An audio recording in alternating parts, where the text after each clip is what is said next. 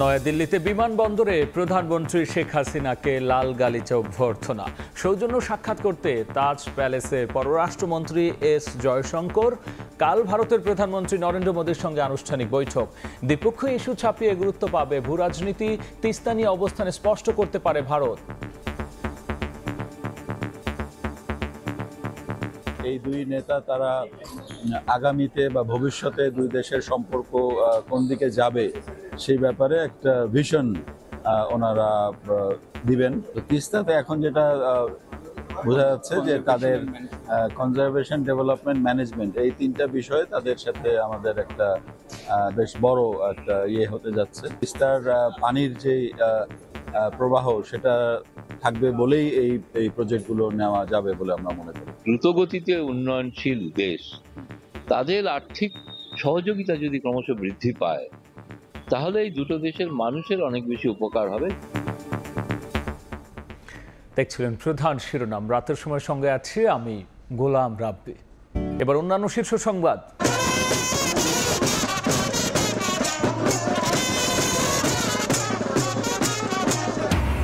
আওয়ামী লীগের ৭৫তম প্রতিষ্ঠা বার্ষিকী উপলক্ষে বর্ণাঢ্য শোভাযাত্রা, নেতা কর্মীর ঢল। দুর্নীতির নামে সরকার ও পুলিশের বিরুদ্ধে গুজব ছড়াচ্ছে বিএনপি, বললেন ওবায়দুল কাদের। সিলেট অঞ্চলে পানিবন্দী ১০ লাখ মানুষ। সড়ক থেকে পানি নামলেও সুনামগঞ্জে এখনো তলিয়ে শহর গ্রাম। কক্সবাজারে পাহাড় ধসে স্বামী অন্তঃসত্ত্বা স্ত্রীর মৃত্যু। ছাগলকাণ্ডের পর রাজস্ব বোর্ডের সদস্য মতিউর রহমানের বিপুল সম্পত্তির খোঁজ। অভাব নেই বাড়ি, গাড়ি, প্লটে রয়েছে একাধিক রিসোর্ট ও ফ্যাক্টরি, ব্যাংকে শত কোটি টাকা। নারায়ণগঞ্জেও বেনজির আহমেদের কোটি কোটি টাকার অবৈধ সম্পদ। রূপগঞ্জে আলিশান ডুপ্লেক্স বাংলো। আদালতের নির্দেশে জব্দের প্রক্রিয়া শুরু।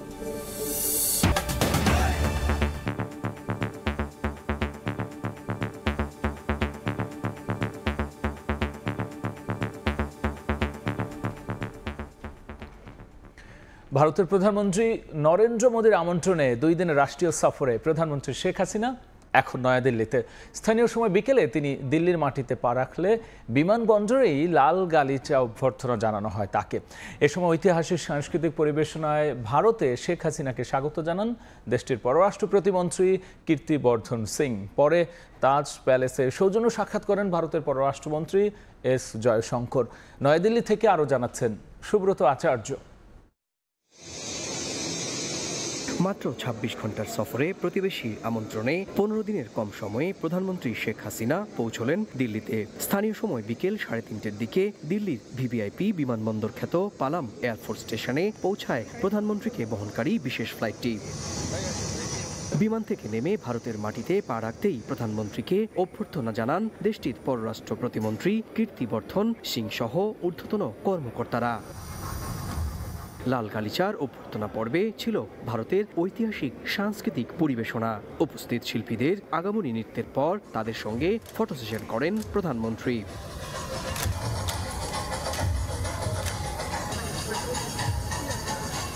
এরপর সুসজ্জিত গাড়িবহরে প্রধানমন্ত্রীকে নিয়ে যাওয়া হয় নয়াদিল্লির তাজ প্যালেস হোটেলে। অতিথি সরকার প্রধানের জন্য তাজ প্যালেসকে সাজানো হয়েছে ভিন্ন আঙ্গিকে। এরপর প্রধানমন্ত্রীর সঙ্গে সৌজন্য সাক্ষাৎ করতে তাজ প্যালেসে আসেন ভারতের পররাষ্ট্রমন্ত্রী ডক্টর সুব্রমণিয়াম জয়শঙ্কর।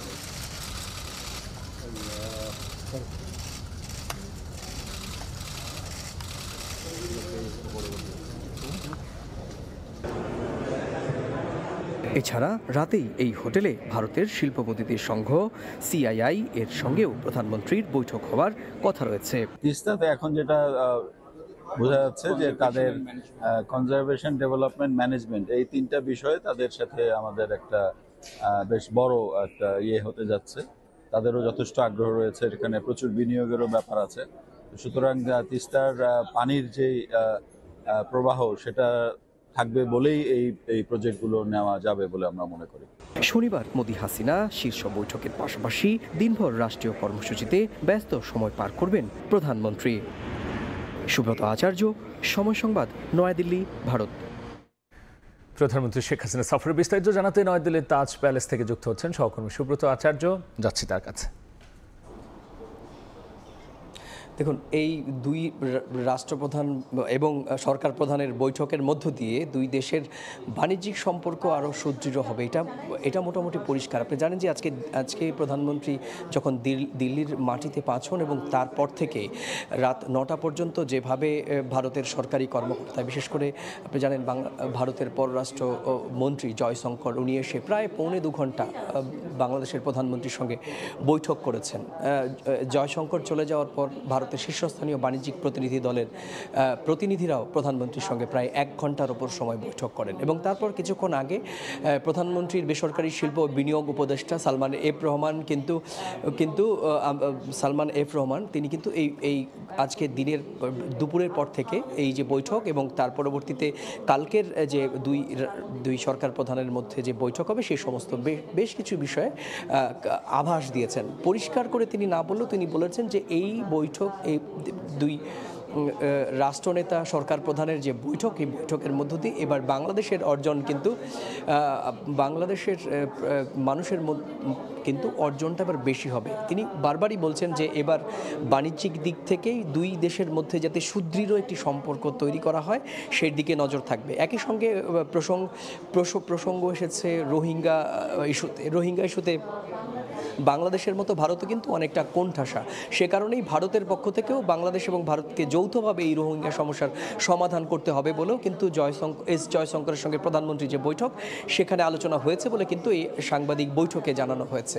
একই সঙ্গে তিস্তার প্রশ্নটি তোলা হলে বলেন যে তিস্তার বিষয়েও এখন আজকের এই মুহূর্তে দাঁড়িয়ে কিছু বলা যাবে না, তবে আমরা বিশ্বাস করছি যে তিস্তা নিয়েও একটি ইতিবাচক সিদ্ধান্ত আসতে পারে। যেটি আমি শুরু থেকে বলছিলাম যে এবার বৈঠকটি বাণিজ্যিকভাবে দুই দেশের ভারসাম্যহীন বাণিজ্যিক সম্পর্কের ক্ষেত্রে এটি একটি ইতিবাচক বা মাইল ফলক হতে পারে।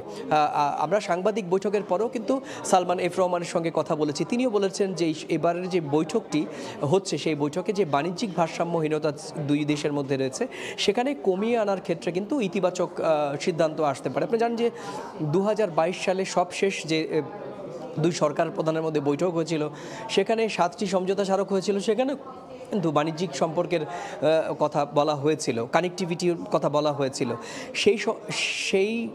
সেগুলো কিন্তু আগামীকালের বৈঠকে আবার সামনে তুলে ধরা হবে, তার বাস্তবিক অর্থে একটি যে সাধারণ মানুষের কাছে সাধারণ মানুষ যাতে দেখতে পারেন এবং দুই দেশের সাধারণ মানুষ যাতে উপকৃত হয় সেই দিকেই কিন্তু দুই দেশের সরকার প্রধানের পক্ষ থেকে ইতিবাচক উদ্যোগ নেওয়া হবে। তো এমনটিই বলছিলেন সাংবাদিক বৈঠকে সংশ্লিষ্ট কর্মকর্তা। তো এই ছিল আমার কাছে তাজ প্যালেস থেকে প্রধানমন্ত্রীর আগামীকালের যে রাষ্ট্রীয় যে বৈঠক সেই সংক্রান্ত আমার কাছে থাকা সবশেষ তথ্য।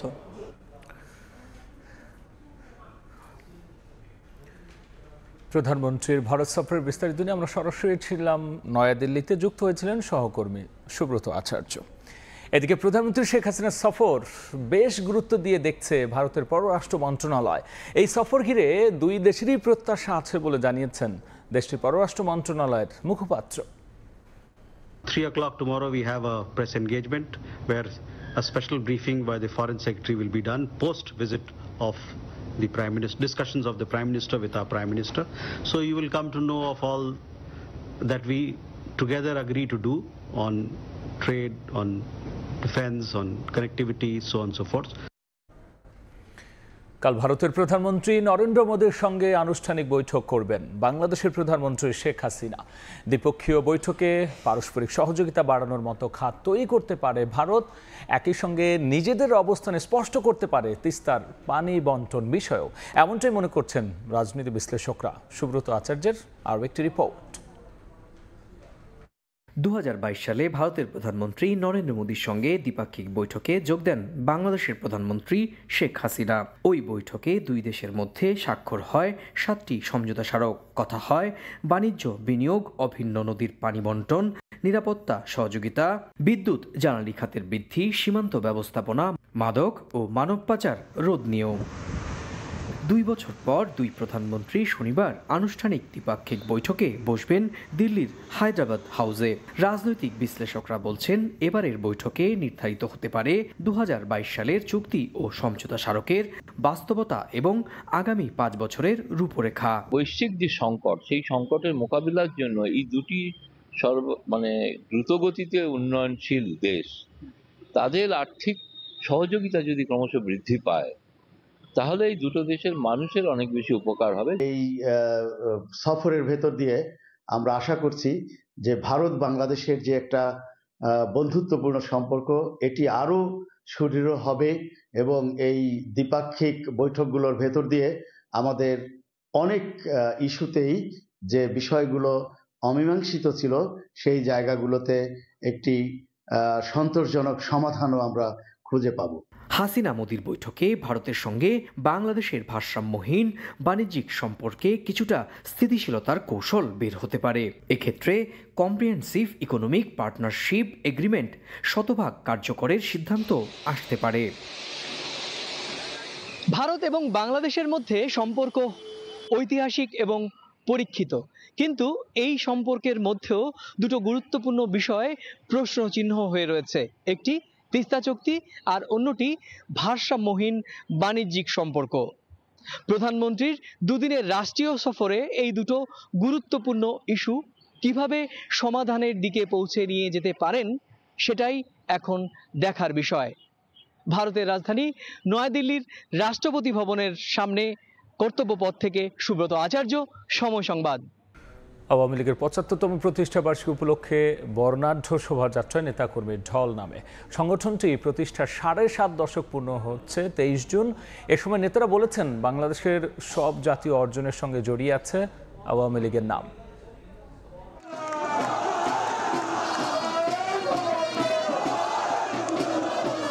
পুরান ঢাকার রোজ গার্ডেন থেকে বঙ্গবন্ধু অ্যাভিনিউ ১৯৪৯ থেকে ২০২৪ সুদীর্ঘ ৭.৫ দশকের সংগ্রামী পথ চলা। ২৩ জুন দলটির ৭৫ বছর পূর্তি উপলক্ষে আওয়ামী লীগ আয়োজিত এই আনন্দ শোভাযাত্রা। ৭১-এ যে ময়দানে বঙ্গবন্ধুর ডাকে মুক্তির যুদ্ধে উজ্জীবিত হয় বাঙালি, সেই সোহরাওয়ার্দী উদ্যান লাগোয়া রমনা থেকে শুক্রবার বিকেলে শুরু হয় আনন্দ র্যালি। লাল সবুজের আবহে এতে অংশ নেন হাজার হাজার নেতাকর্মী। ১৭৫৭ সালের ২৩শে জুন বাংলার স্বাধীনতার শেষ অস্তমিত হয়েছিল। তার ২০০ বছর পরে ১৯৪৯ সালের ২৩শে জুন আওয়ামী লীগের প্রতিষ্ঠা হয়েছিল। আওয়ামী লীগের প্রত্যেকটা নেতাকর্মীর জন্য আজকে অত্যন্ত আনন্দের দিন। তারা বলেন বাংলাদেশের জন্মের সঙ্গে জড়িয়ে আছে আওয়ামী লীগের নাম। ইতিহাসের পড়তে পড়তে এই দলটির যে অবদান তা অবিস্মরণীয়। আমার সৌভাগ্য, আমি বাংলাদেশ আওয়ামী লীগের ৭৫তম জন্মদিন পেয়েছি। দেশের যতটুকু আমরা আজকে ডেভেলপ দেখছি সেটা শুধু আওয়ামী লীগ দ্বারাই সম্ভব। র্যালি শুরুর আগে দেশের কল্যাণে অবদান রাখার আহ্বান জানান নেতারা। বলেন সব ষড়যন্ত্র মোকাবিলা করে এগিয়ে যাবে আওয়ামী লীগ ও বাংলাদেশ। বঙ্গবন্ধুর বাংলায় আজকে আর পাকিস্তানি প্রেতাত্মার জন্ম হয় না।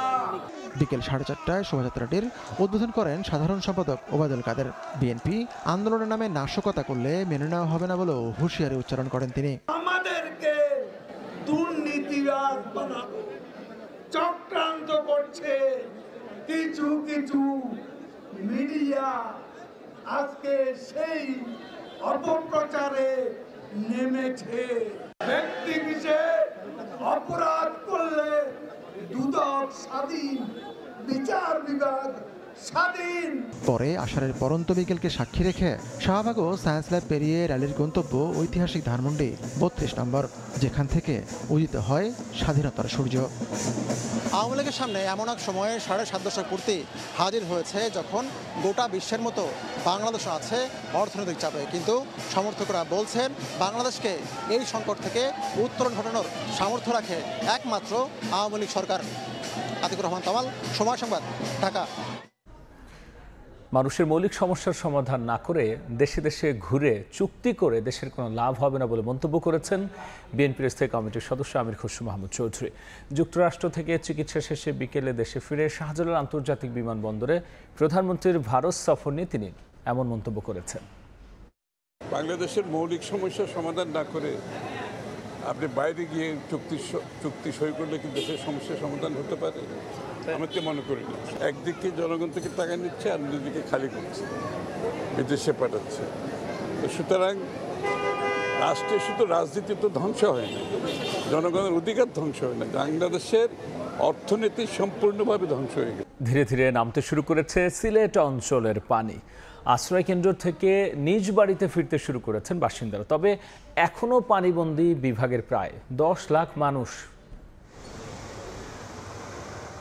ধীরে ধীরে নামতে শুরু করেছে পানি। তবে সিলেট নগরীর তালতলার অলিগলির অনেক এলাকায় এখনো হাঁটু পানি, ডুবে আছে বাসার নিচতলা ও দোকানপাট। নগরীর প্রধান প্রধান সড়ক থেকে পানি নেমে গেলেও অভিজাতে আবাসিক এলাকা শাহজালাল উপশহর থেকে পানি পুরোপুরি সরে যায়নি।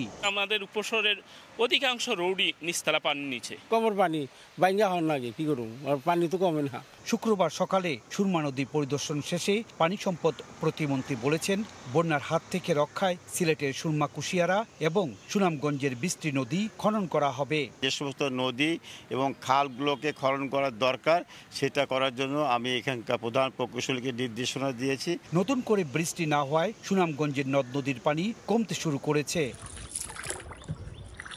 সদর ও বিশ্বম্বরপুর উপজেলার ঘরবাড়ি থেকে নামতে শুরু করেছে পানি, তবে নিম্নাঞ্চলের মানুষ এখনো দুর্ভোগে আছে। আমার ধান হচ্ছে ওই যে নিয়ে খাল ক্ষেত কাটতে পারছি না, কাটতে না চলছে এদিকে তখন এদিকে যেন ছোঁয়া দেওয়া আছে ফচ্চা গলে দিতেছে। রান্না করে পানি অনেক চুলামুলা তো নিচে গই বাঙ্গা তো খানি বলে তো আমরা কষ্ট। আশ্রয় কেন্দ্র থেকে নিজ বাড়িতে ফিরছেন বাসিন্দারা। ঘর মেরামত এখন নতুন চ্যালেঞ্জ। ঘর থেকে পানি নামলেও নৌকা ছাড়া চলাচলের উপায় নেই হাওর ও নদী তীরবর্তী বাসিন্দাদের। এদিকে মৌলভীবাজারের কুলাউড়া উপজেলা শহরের অলিগলি এবং প্রায় সবকটি ইউনিয়ন তলিয়ে আছে। অন্যদিকে হবিগঞ্জে নদ নদীর পানি কমতে শুরু করায় অনেক বাড়িঘর থেকে নেমে গেছে পানি। ইকরামুল কবির, সময় সংবাদ। ছাগলকাণ্ডে ছেলে ভাইরালের পর জাতীয় রাজস্ব বোর্ডের সদস্য মতিউর রহমানের একাধিক বাড়ি, গাড়ি, ফ্ল্যাট ও প্লটের তথ্য বেরিয়ে আসছে। গাজীপুর, নরসিংদী, ময়মনসিংহে খোঁজ মিলেছে তার একাধিক রিসোর্ট ও ফ্যাক্টরির। ব্যাংক অ্যাকাউন্টে আছে শত কোটি টাকার তথ্য। তার অবৈধ সম্পদের খোঁজে নেমেছে একাধিক গোয়েন্দা সংস্থাও।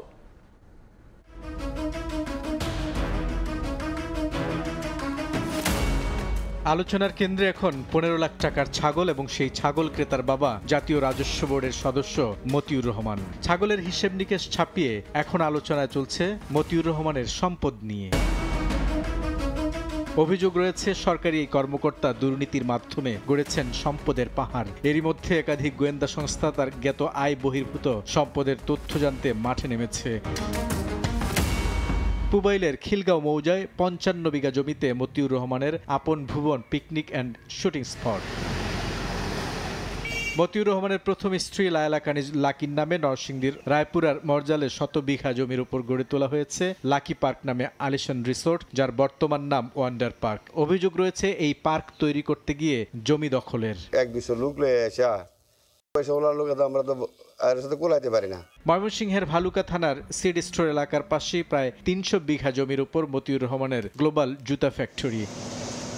ঢাকার বসুন্ধরা আবাসিক এলাকার 7 তলায় বাসার 2য় তলায় বসবাস করেন মতিউর রহমান। অভিযোগ রয়েছে এই এলাকায় মতিউর রহমান, তার স্ত্রী, পরিবারের সদস্য ও বিভিন্ন আত্মীয় স্বজন নামে রয়েছে একাধিক প্লট। গাজীপুর সদর, রাজধানীর খিলগাঁও, সাভার থানার বিলামালিয়া মৌজায় তার জমির খোঁজ মিলেছে। মতিউর পরিবারের সদস্যদের রয়েছে একাধিক বিলাসবহুল গাড়ি, যেগুলোর দাম কোটি টাকার উপর।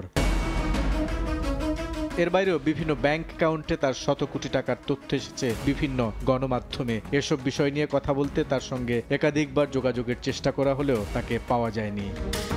বুলবুল রেজা, সময় সংবাদ, ঢাকা। রাতের সময় আরও থাকছে। হজ পালন শেষে প্রথম ফিরতি ফ্লাইটে দেশে ফিরলেন 417 হাজি। ব্যবস্থাপনার সন্তুষ্টি প্রকাশ। সৌদি আরবে হজ যাত্রীর মৃতের সংখ্যা হাজার। নারায়ণগঞ্জেও পুলিশের সাবেক মহাপরিদর্শক বেনজির আহমেদের অবৈধ সম্পদের সন্ধান মিলেছে। রাজধানীর পূর্বাঞ্চল উপশহরের কাছাকাছি রূপগঞ্জে আনন্দ হাউজিং সোসাইটির আবাসন প্রকল্পে অত্যাধুনিক ডুপ্লেক্স বাংলো বাড়ি নির্মাণ করেছেন বেনজির আহমেদ। সম্প্রতি ভূমি অফিসের কর্মকর্তারা জমিসহ বাড়িটি পরিমাপ করে গেছেন বলে জানিয়েছেন কেয়ারটেকার। শওকত আলী সৈকতের তথ্য, আরিফ হোসেনের ছবি নিয়ে দেখব বিস্তারিত। বাড়িটি দেখে যে কেউ মনে করবেন ইউরোপ কিংবা পশ্চিমা কোনো উন্নত দেশের বাড়ি। জনবিচ্ছিন্ন নির্জন স্থানে এমন আলিশান বাড়ি নির্মাণ করেছেন বাংলাদেশ পুলিশের সদ্য সাবেক মহাপরিদর্শক বেনজির আহমেদ। দৃষ্টিনন্দন বিলাসবহুল 2 তলা বাংলো বাড়িটির উপরের তলায় চারপাশেই আলাদা 4টি বারান্দা রয়েছে। সীমানা প্রাচীরের ভেতরে ও বাইরে রয়েছে নানা ধরনের ফুল ও ফলের গাছ। সম্প্রতি ভূমি অফিসের কর্মকর্তারা জায়গাসহ বাড়িটি পরিমাপ করে গেছেন বলে জানান বাড়ির কেয়ারটেকার। কবে থেকে জানেন এটা আপনার বেনজির স্যারের বাড়ি? আমি জানি, আগে থেকে জানি, আমার বাসা এখানে, কারণ ওই বাড়ির ভিতরে নিষেধ ঢোকা। শুধু ভূমি অফিস থেকে আসছে, মাপজাপ করছে আর কি, ওরা ওদের মতন চলে আসছে। পুলিশ পরিবার বহুমুখী সমবায় সমিতি লিমিটেড কোম্পানি দ্বারা পরিচালিত আনন্দ হাউজিং সোসাইটি নামে আবাসন প্রকল্পটির প্লট নির্মাণ কার্যক্রম শুরু হয় 2003 সালে। প্রকল্পটিতে কুড়িল বিশ্ব রোডগামী রাস্তা সংলগ্ন 24 কাঠা জমিতে প্রায় 10 কোটি টাকা ব্যয়ে বেনজির আহমেদের বাড়িটি নির্মাণ কাজ শেষ হয় 2022 সালে। বেনজির আহমেদ পুলিশ নিয়ে প্রায় এই বাংলো বাড়িতে আসা যাওয়া করতেন বলে জানান স্থানীয়রা। বেনজির স্যার আইতো মাঝে মাঝে থাকতো, ওনার ফ্যামিলি মাসের মধ্যে 2-1 বার আই। স্থানীয়রা মুখ খুলতে শুরু করলেও বেনজির আহমেদ এই বাড়িটির বিষয়ে মন্তব্য করতে নারাজ আনন্দ হাউজিং সোসাইটির নিরাপত্তা প্রধান। মানুষের কাছে শুনছি যে এটা ওনারই বাড়ি আর কি। কার বাড়ি? বেনজির সাহেবের বাড়ি। গত 12 জুন উচ্চ আদালতের আদেশে জব্দ করা হয়েছে বেনজির আহমেদের অর্জিত বিপুল পরিমাণ অবৈধ সম্পদ। সেই জব্দ তালিকায় নারায়ণগঞ্জের রূপগঞ্জের এই ডুপ্লেক্স বাংলো বাড়িটিও রয়েছে। সময় সংবাদ, নারায়ণগঞ্জ।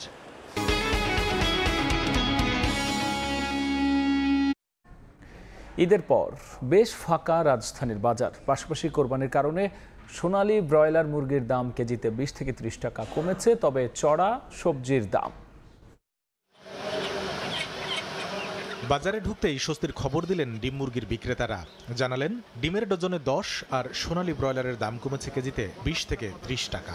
বেচা কিনা বলতে এখন কম। ব্রয়লারটা আমরা ঈদের আগের সপ্তাহ ছিল আপনার 200 টাকা, 210 টাকা, আজকে বেচতেছে আপনার 170 টাকা।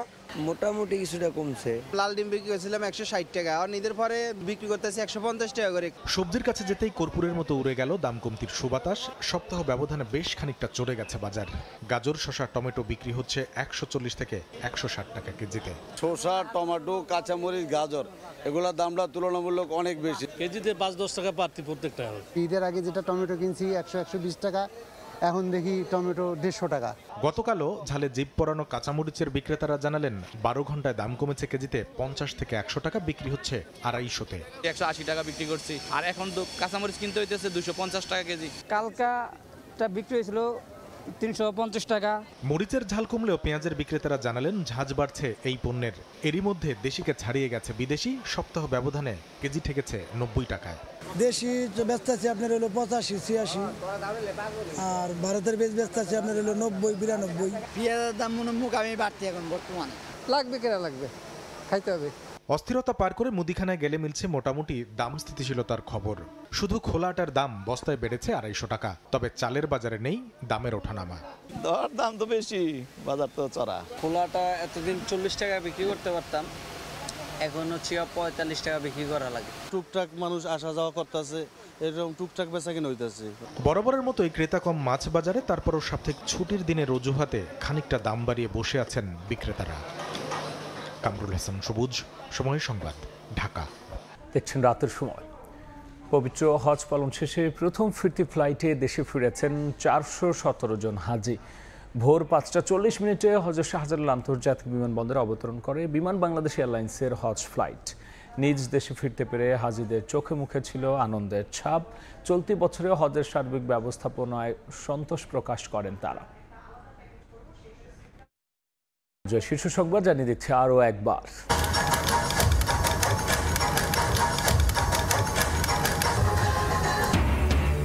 নয়াদিল্লিতে প্রধানমন্ত্রী শেখ হাসিনাকে লাল গালিচা অভ্যর্থনা। সৌজন্য সাক্ষাৎ করলেন পররাষ্ট্রমন্ত্রী এস জয়শঙ্কর। কাল নরেন্দ্র মোদীর সঙ্গে আনুষ্ঠানিক বৈঠক।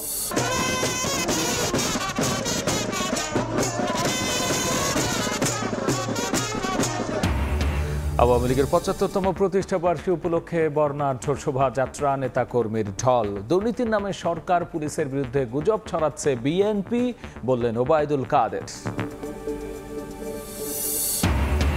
এবং সিলেট অঞ্চলে পানিবন্দী 10 লাখ মানুষ। সড়ক থেকে পানি নামলেও সুনামগঞ্জে এখনো তলিয়ে শহর গ্রাম। কক্সবাজারে পাহাড় ধসে স্বামী অন্তঃসত্ত্বা স্ত্রীর মৃত্যু। এই ছিল আমার কাছে থাকা রাতের সময়। এরপর দেখবেন ঈদের বিশেষ সম্পাদকীয়। সঙ্গেই থাকুন সময়ের।